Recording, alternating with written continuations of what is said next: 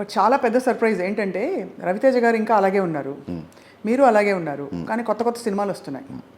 రవితేజ గారు అలా ఉండడానికి కారణం is mental state of mind. అంటే ఏమిటది? అందరూ అలా చెప్పేస్తారు ఈజీగా. ఎంతే, ఏది పట్టించుకోరు. సక్సెస్ వచ్చినా ఫ్లాప్ వచ్చినా, ఇప్పుడు ఆ డైలాగ్ అందుకే వచ్చింది, సక్సెస్ ఫెయిల్యూర్ అనేది ఇంటికి వచ్చే చుట్టాలు లాంటివి, యాటిట్యూడ్ అనేది ఇంటి పేరు లాంటిది, అలాగే ఉంటుంది అని. సో ఆ డైలాగ్ రాయడానికి ఆయన ఇన్స్పిరేషన్. కళ్యాణ్ గారిని ఇన్స్పిరేషన్గా నాకు కొంచెం తిక్కుంది లెక్కుంది ఎలా రాసామో, ఈ డైలాగ్ రాయడానికి ఇన్స్పిరేషన్ నిజంగా రవితేజ గారే. హ్యాపీ సోల్, ఒకటి గొడవ పట్టదు అసలు. తన గురించి తనంటే తనకు చాలా ఇష్టం అండి. తను విపరీతంగా ప్రేమించుకుంటాడు. అందుకే అంత యాంటీ ఏజింగ్లో ఉండడేమో అనిపిస్తుంది. అసలు ఆయన నేర్పిస్తే బాగుండు అందరికి. నిజంగా చెప్పాను నేను, కోచింగ్ క్లాసులు పెట్టాలని. మీకు ఎలా ఉంది life? How has life treated you? Last మనం ఐ థింక్ మిరపకాయ తర్వాత గదర్కొండ నాకు చాలా సెంటిమెంట్. మీరు గబ్బర్ సింగ్కి ఒక పక్క థియేటర్ రిలీజ్ అవుతుంటే సాక్షిలో లైవ్ ఇచ్చాను నేను. అవును, మీతో పాటు. సో కరెక్ట్గా మళ్ళీ స్వప్న గారి ఇంటర్వ్యూ అయినసరికి ఇంకా అలలవలే గాలి అలా పరిగెత్తుకుంటూ వచ్చాను అనమాట. అవును. సో నేను పెద్ద ఇంట్రొడక్షన్ రాసుకొచ్చాను. ప్లీజ్ చెప్పండి. ఇప్పుడు నా ముందు అంటే షాక్ తో షేక్ చేశారు ఇలాంటివన్నీ. ప్లీజ్ అయ్యో పొగడతలకి ఎప్పుడు షాక్ తో ఇండస్ట్రీని షేక్ చేశారు. ఎక్కువ నేను షేక్ అయ్యా యాక్చువల్గా. అదే అడాప్టేషన్స్ తో రీమేక్స్ తో మరొకసారి థ్రిల్ చేశారు. కానీ ఏదేమైనా సరే ఇప్పుడు దూసుకెళ్ళిపోతున్న హరీష్ శంకర్ ఈసారి రికార్డ్ బ్రేక్ చేస్తారు. తదాస్తు డెఫినెట్గా అండి. ఈ సినిమా చాలా బాగా వచ్చింది. అండ్ నేను కూడా ఉస్తాద్ భగత్ సింగ్ చేస్తూ కళ్యాణ్ గారు పాలిటిక్స్లోకి వెళ్ళిపోయేసరికి అయ్యో సినిమా లేట్ అయిపోతుంది అన్నప్పుడు టపక్కున ఈ సినిమా చేయాల్సిన సమయం సందర్భాన్ని కలిసి వచ్చాయి. సో ఫస్ట్ సినిమా దర్శకుడు ఎంత ఎక్సైటింగ్ ఉంటాడో మనకి చాలా రోజుల తర్వాత సినిమా రిలీజ్ ఉంది కాబట్టి ఐఎమ్ మోర్ ఎక్సైటెడ్. మీరు of course your writer, your an actor, multifaceted. But ఎప్పుడు మధ్యలో దర్శకుడికి ప్రెషర్ ఉంటుంది కదా. హరీష్ గారు ఏం చేశారు ఈ మధ్యలో? అంటే ఎలా మిమ్మల్ని మీరు సమాధానపరుచుకున్నారు? పుస్తకాలు విపరీతంగా పుస్తకాలు చదవడం, ఇలాంటి ఆపాత మధురాలు పాటలు వినడం, బాగా బోర్ కొడితే మీ రా మూవీస్ని చూడడం. అబ్బో, మీ రా మూవీస్ అన్ని almost I have seen every episode and there are it is like I think it's kind of a Baahubali in digital media అండి నా దృష్టిలో. Thank you. రామూయిజం అనేది ఒక బాహుబలి లాంటి సక్సెస్. అవును, we are still continuing and enjoying the success. Mr Bachchan అనగానే కొంచెం ఇమీడియట్గా ఎవ్రీబడి కొంచెం అలర్ట్ మోడ్లోకి వెళ్ళిపోయారు. ఒక సీరియస్ ఫీలింగ్ వచ్చింది. అసలు ఏంటి, what is mister Bachchan about? 80s ఒక సిన్సియర్ ఐటీ ఆఫీసర్ నార్త్ ఇండియాలో ఒకళ్ళ మీద ఐటీ రైడ్కి వెళ్ళి దాదాపు ఆ రోజులో 300 కోట్ల పైగా ఆస్తి పట్టుకున్నాడండి. అంటే ఇమాజిన్ జూబ్లీస్లో ఒక 100లో 1000లో గజమో ఎకరమో ఉండే రోజుల్లో అతనికి లక్షల్లో లంచం ఇచ్చినా సరే అతను వంగలేదు. అన్నిటికంటే ఎక్కువ ఇంపార్టెంట్ నాకు అంటే బాగా నేను అట్రాక్ట్ అయిన విషయం ఏంటంటే హానెస్టీ హీరోయిజం అండి ఇందులో. ఆ హీరోకి ఉండే నిజాయితీ అతని హీరోయిజం ఇందులో. అతను ఒక 100 మందిని కొట్టడమో సోమోలేయడం అలా కాకుండా బేసిక్గా మ్యాండేటరీ అవ్వాలి. హానెస్టీ అనేది అందరం నిజాయితీ ఉండాలి, మ్యాండేటరీ అవ్వాలి. కానీ ఎవడన్నా ఒక చోట హానెస్టీ ఉంటాడు మన హీరోలా కనబడుతున్నాడు. కరెక్ట్. అంటే మనం ఎలాంటి మానవతా విలువల్లో బతుకుతున్నాం, ఎలాంటి సొసైటీలో బతుకుతున్నాం అంటే ఎవడన్నా తాగకపోతే ఏ తాగట్లేదా అని చెప్పి విచిత్రంగా చూడడం, ఎవడన్నా హానెస్ట్గా ఉంటారే అబ్బాయి చాలా హానెస్ట్ అతను హీరో అన్నట్టుగా చూడడం.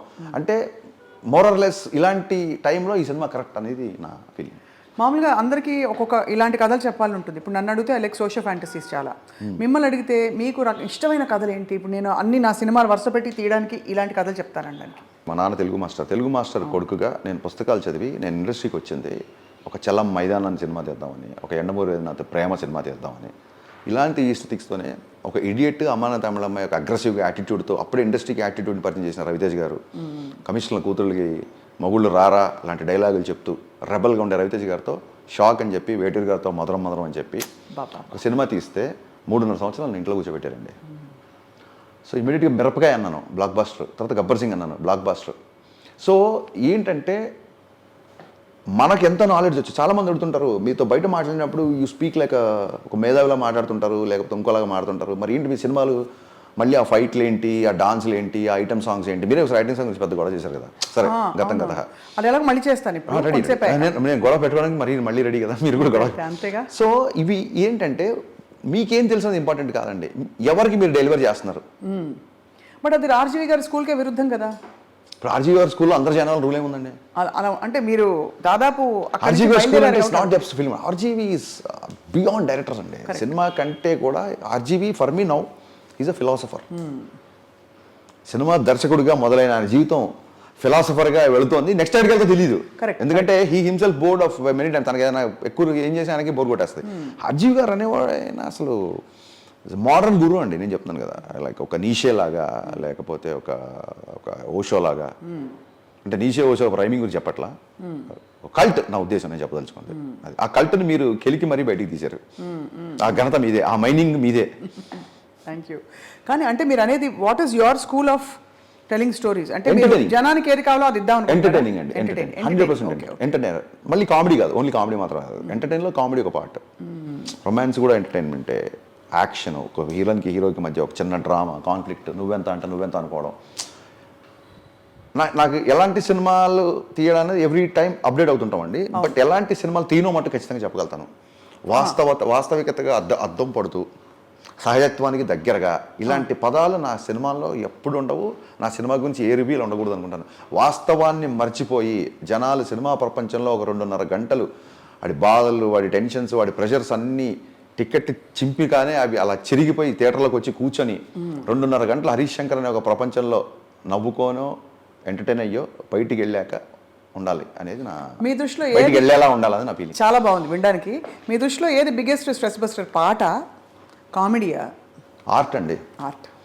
కాళిదాస్ చెప్పినట్టు అరసికేసు కవిత్వ నివేదనం శిరసి మాలిక మాలిక మాలిక అన్నట్టుగా పోయిటరీ అవ్వచ్చు, సాంగ్స్ అవ్వచ్చు, రొమాన్స్ అవ్వచ్చు, హ్యూమర్ అవ్వచ్చు, ఆలోచింపజేసే విధానం అవ్వచ్చు, ఏదైనా సరే ఎనీ ఆర్ట్.